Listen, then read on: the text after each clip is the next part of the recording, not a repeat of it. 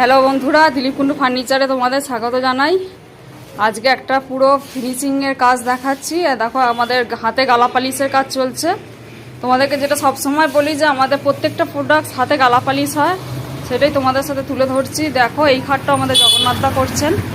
হাতে গালা পালিশ করলে কি খাটে গ্লোসি খাটটা আপনার বিগত 50 বছর ঠিকঠাক থাকবে।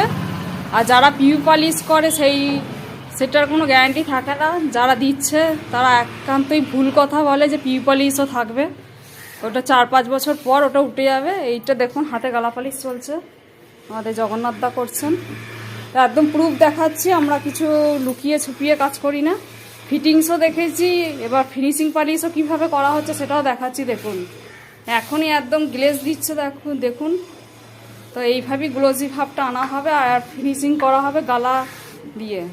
আর যারা বলছেন যে গালাটা আবার কি, গালা আর স্পিরিটের ওপরই আপনার ফিনিশিংটা করা হবে। যেখানে ভিজানো রয়েছে আর আমাদের জগন্নাথদা করছেন। দেখুন খাটটা কত সুন্দর লাগছে। এটা এখনই গ্লোজি ভাব এসে গেছে। তো আপনারা দিলীপ কুন্ডু ফার্নিচারের সাথে যোগাযোগ করুন, এরকম নিত্য নতুন মডেলের খাট আপনারা পেয়ে যাবেন। দেখুন এটা এখনও পালিশের কাজ চলছে, আমাদের জগন্নাথদা করছে।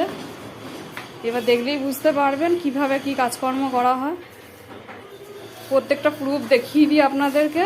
এটাও দেখুন আমাদের জগন্নাথদা পালিশ করছেন এখন।